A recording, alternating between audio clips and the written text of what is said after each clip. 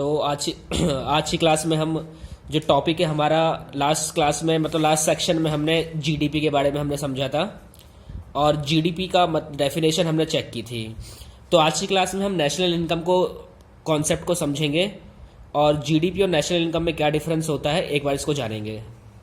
तो मेरे साथ साथ एक बार ध्यान से समझेंगे कि नेशनल इनकम का मतलब क्या होता है, ठीक है। तो अभी आपको नेशनल इनकम और जीडीपी में डिफरेंस समझ में आ जाएगा। नेशनल इनकम देखो, मान के चलते ये इंडिया है, ठीक है। मान के चलते कि इंडिया में 10 इंडियंस रहते हैं जिन्होंने 7,000 रुपये कमाए पूरे साल। मतलब उन्होंने 7,000 रुपये की गुड्स एंड सर्विस की प्रोड्यूस की गई होगी जिनकी मॉनेटरी वैल्यू 7,000 रुपये है, ठीक है। और मान लो इसी साल 5 फॉरेनर थे जिन्होंने 2,000 रुपये के गुड्स एंड सर्विस का प्रोडक्शन किया जिनकी मॉनेटरी वैल्यू 2,000 रुपये है। सपोज करते हैं यहां पर हमारा सिंगापुर है, सिंगापुर। अब सिंगापुर में मान के चलते हैं कि कुछ ना कुछ इंडियंस तो रहते ही होंगे। मान के चलते हैं इधर 5 इंडियंस रहते हैं जिन्होंने 3,000 रुपये कमाए पूरे साल भर। इधर मान के चलते हैं जापान है, जापान। यहां पे भी कुछ ना कुछ इंडियंस रहते होंगे। मान के चलते हैं कि जापान में 2 इंडियंस रहते हैं और इन्होंने 1,000 रुपये कमाए। तो ये मैं आपके सामने एक इमेजनरी, मैं आपके सामने यहां पर एक इमेजनरी मैंने एग्जाम्पल लिया है। तो मुझे लगता है ये एग्जाम्पल आपको समझ में आ गया होगा कि मैंने क्या क्या कंडीशंस इसमें लगा रखी है। तो अब इस एग्जाम्पल को ध्यान से समझने के बाद कि जैसे इस एग्जाम्पल में बताया गया है कि देश के अंदर में 10 इंडियंस थे जिन्होंने 7,000 रुपये तक की गुड्स एंड सर्विस की वैल्यू जनरेट की है। फॉरेनर भी यहाँ रहते हैं, ऐसी अदर कंट्री में भी हो रहा होगा, वहाँ पे भी कुछ ना कुछ इंडियंस रहते होंगे और हर कंट्री में अपने इंडियंस रहते ही है जहाँ पे उन्होंने गुड्स एंड सर्विस का प्रोडक्शन किया है और उनकी मैंने मॉनेटरी वैल्यू यहाँ पर लिख दी है, ठीक है। अब सवाल यहाँ पर उठता है कि जीडीपी के पर्पस से कितनी वैल्यू लिखेंगे, जीडीपी के पर्पस से, और नेशनल इनकम के पर्पस से कितनी वैल्यू लिखेंगे। तो 2 सवाल यहाँ पर उठते हैं कि जीडीपी के पर्पस से कितनी वैल्यू आएगी और नेशनल इनकम के पर्पस से यहाँ कितनी वैल्यू आएगी। तो देखते हैं जीडीपी में क्या होता है ना, कि जैसे मैंने जीडीपी की आपको डेफिनेशन बताई थी।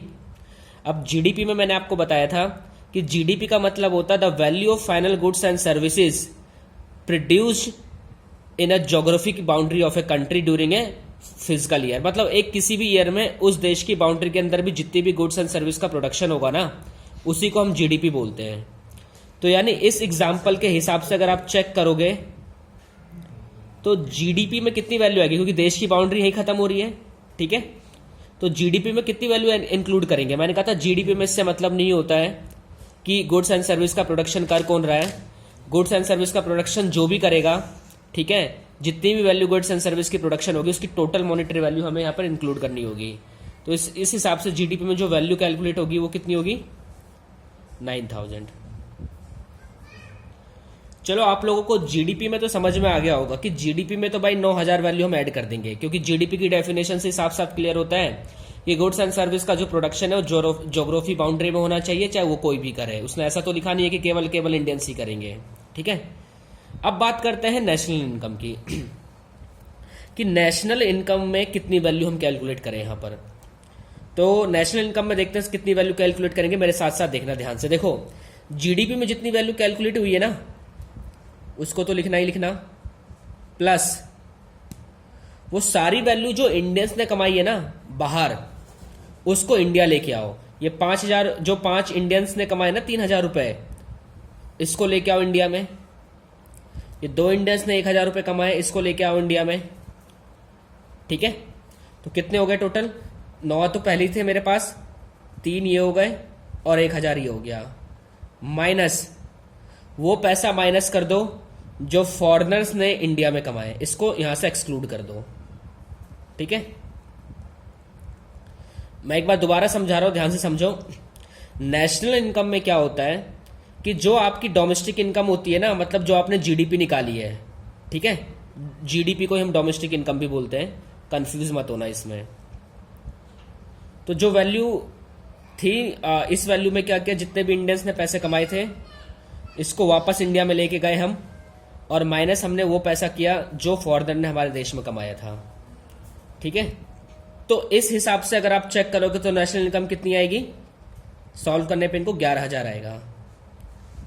तो आपको यहां से क्या फर्क समझ में आ रहा है, आपको यहां पर जो मेन डिफरेंस नजर आ रहा होगा ना जीडीपी और नेशनल इनकम में, वो इस बात का डिफरेंस नजर आ रहा होगा कि जीडीपी में क्या होता है कि हम ऑल गुड्स एंड सर्विस की वैल्यू लेते हैं, चाहे वो किसी ने भी प्रोड्यूस की हो, चाहे वो इंडियंस ने प्रोड्यूस किया हो, चाहे एज वेल एज फॉरेनर ने प्रोड्यूस किया हो।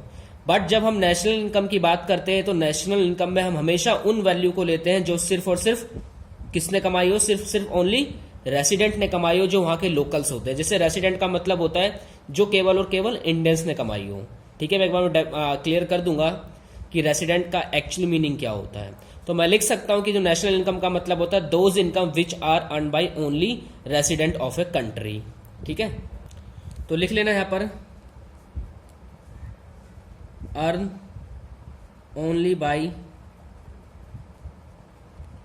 Resident of a country. तो मैं कह सकता हूं, अभी मैंने रेसिडेंट का मतलब नहीं समझाया है, एक ऐसी इनकम जो सिर्फ और सिर्फ रेसिडेंट, जो लोकल रेसिडेंट होते हैं उनके द्वारा कमाई गई हो।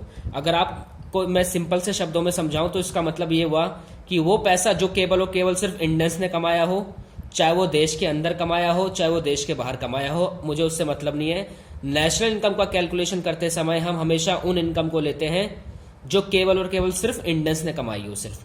तो आपको इन एग्जाम्पल से पता लग रहा होगा कि what is the difference between GDP and national income में बेसिक डिफरेंस किस चीज का होता है। ठीक है, एक और एग्जाम्पल लेते हैं, ध्यान से समझना। एक और एग्जाम्पल लेते हैं, ध्यान से समझो। ये इंडिया है मान के चलते हैं, और ये लंदन है। ठीक है, अब मानो लंदन में क्या है ना कि आपने प्रियंका चोपड़ा का नाम सुना होगा, सिंपल से एग्जांपल लेते हैं समझ में आ जाएगा। वो लंदन में रहती है, इसकी मदर है ना इंडिया में रहती है, इसकी मदर इंडिया में रहती है। अब प्रियंका चोपड़ा ने क्या किया है ना कि $2,000 सेंड कर दिया है। $2,000 सेंड किए इसने प्रियंका चोपड़ा ने अपनी मदर के बैंक अकाउंट में, जो इंडिया में रहती है। तो आप अब यहां पर सवाल ये उठता है कि जो प्रियंका चोपड़ा ने $2,000 लंदन में कमाए और उसको अपनी मम्मी के अकाउंट में इधर इंडिया में ट्रांसफर कर दिया, तो जो प्रियंका चोपड़ा की 2,000 की इनकम है, क्या इसको जीडीपी में लेना चाहिए या नेशनल इनकम में लेना चाहिए? तो सबसे बड़ा सवाल यही है आपके सामने अभी इस समय में। देखो, क्या प्रियंका चोपड़ा ने ये 2,000 रुपए इंडिया में कमाए हैं या इंडिया की बाउंड्री के अंदर कमाए हैं? बिल्कुल नहीं। वो प्रियंका चोपड़ा ने 2,000 रुपए तो बाहर कमाए, देश की बाउंड्री के बाहर, ज्योग्राफी बाउंड्री के बाहर। यानी इस 2,000 रुपए की जो कैलकुलेशन है ना प्रियंका चोपड़ा की, वो जीडीपी में तो नहीं होगी। ठीक है, क्योंकि देश के अंदर तो नहीं कमाया उसने, और जीडीपी में हम उन्हीं वैल्यू को लेते हैं जो देश की बाउंड्री के अंदर में अर्न की गई हो। हम बात करते हैं नेशनल इनकम की।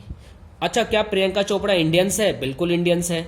और मैंने कहा था कि इंडियंस चाहे वो देश के अंदर रह रहे हो चाहे देश के बाहर रह रहे हो, वो जो भी पैसा कमाएंगे उनको देश की नेशनल इनकम में इंक्लूड करेंगे।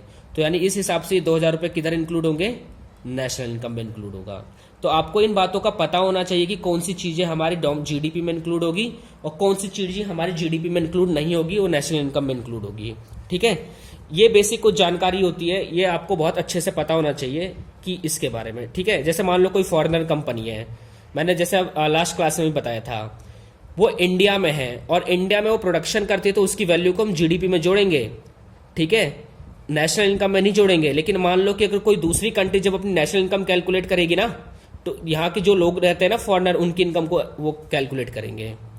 तो आई होप, मुझे लगता है आपको समझ में आ गया होगा कि जीडीपी और नेशनल इनकम में डिफरेंस क्या होता है। ठीक है, तो मेरे साथ साथ ना नेशनल इनकम की एक बार डेफिनेशन लिख लेना। Definition of national income, definition of national income. अब ध्यान से समझना, लिखना नेशनल इनकम की डेफिनेशन मेरे साथ साथ लिख लेना। National income means the value of goods and services produced by a normal resident। यहां पर मैंने अंडरलाइन किया है नॉर्मल रेसिडेंट का मतलब क्या होता है, अभी मैं समझाता हूं। Produced by a normal resident of a country during a financial year. तो फाइनेंशियल ईयर का मतलब एक ऐसा ईयर होता है जो 1 अप्रैल से शुरू होगा और 31 मार्च को खत्म होगा। उसी ईयर को हम फाइनेंशियल ईयर बोलते हैं। ठीक है, तो अगर आप डेफिनेशन पढ़ोगे तो डेफिनेशन में साफ साफ लिखा है कि national income means the value of goods and services produced by a normal resident of a country. ये नॉर्मल रेसिडेंट कौन होते हैं मैं अभी आपको बताता हूं। इसका मतलब अगर आप सिंपल से शब्दों में चेक करोगे कि उन गुड्स एंड सर्विस जो केवल और केवल वहां के जो भारत के लोग होते हैं अगर वो बनाएंगे ना तो उन्हीं को हम नेशनल इनकम में इंक्लूड करते हैं, उन्हीं वैल्यू को हम नेशनल इनकम में जोड़ते हैं। इसने साफ साफ लिखा है कि national income means the value of goods and services produced by a normal resident.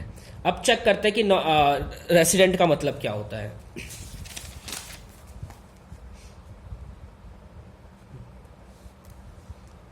देखो एक वर्ड आता है, उस वर्ड को हम बोलते हैं, एक वर्ड आता है सिटीजन और एक वर्ड आता है रेसिडेंट। दोनों में डिफरेंस क्या होता है? देखो सिटीजन का मतलब होता है, सिटीजन का मतलब होता है कि जो उस देश का नागरिक है। जैसे सिटीजन अडॉप्ट करने के 2 तरीके हैं आपके पास, या तो आप बाई बर्थ, आपको बर्थ से उस देश की नागरिकता मिली हो, बाई होता है लीगल तरीके से है, यानी आप उस देश में कानूनी रूप से अप्लाई करते हो और उस देश का कानून आपको अलाउ करता है वहां के सिटीजन बन जाओ। ठीक है, दूसरा है रेसिडेंट, इसे हिंदी में बोलते हैं हम निवासी। रेसिडेंट का मतलब होता है कि अगर कोई भी आदमी इंडिया में प्रीवियस ईयर में अगर 182 डेज रह जाए ना, 182 डेज या उससे ज्यादा, तो हम उसे उस देश का रेसिडेंट मानते हैं।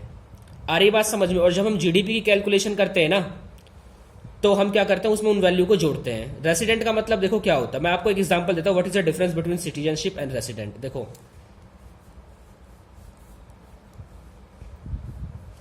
मान के चलते हैं ये इंडिया है और ये जापान है। मान लो जो मिस्टर ए है उसका जन्म तो इंडिया में होता है, ठीक है, और वो जापान चला जाता है, इंडिया को छोड़ देता है, जापान चला जाता है और जापान में ही अब वो रहता है। अरे भाई जापान में अब वो रहता है, वो जापान चला गया, जापान में ही वो रहता है, जापान में ही अपनी सारी इकोनॉमिक एक्टिविटी करता है, पैसा कमाता है, पैसा खर्च करता है। तो इस हिसाब से जो मिस्टर ए है ना वो इंडिया का तो होगा सिटीजन और जापान का होगा रेसिडेंट। हाँ वो एक अलग बात है, अगर वो कानूनी रूप से अप्लाई करे तो वहां का सिटीजन बन सकता है मिस्टर है। अभी हम एक एग्जांपल में समझ लेते हैं कि आखिर वो इस समय जापान का, इस समय वो रेसिडेंट है और इंडिया का वो सिटीजन है। सिटीजन और रेसिडेंट में ना राइट्स की बात होती है, वो एक अलग कॉन्सेप्ट है। अब मैं उस चीज में नहीं जा रहा, यहाँ फंडामेंटल राइट्स की बात आ जाती है, यहाँ पर कानूनी आपके जो मौलिक अधिकार होते हैं उनकी बात आती है। तो मैं कह सकता हूं कि mister A at a same time वो इंडिया का सिटीजन भी है और जापान का रेसिडेंट भी है। अब मिस्टर यहाँ पे जितने भी गुड्स एंड सर्विस का प्रोडक्शन करेंगे ना वो नेशनल इनकम में इंक्लूड होगा, जीडीपी में इंक्लूड नहीं होगा।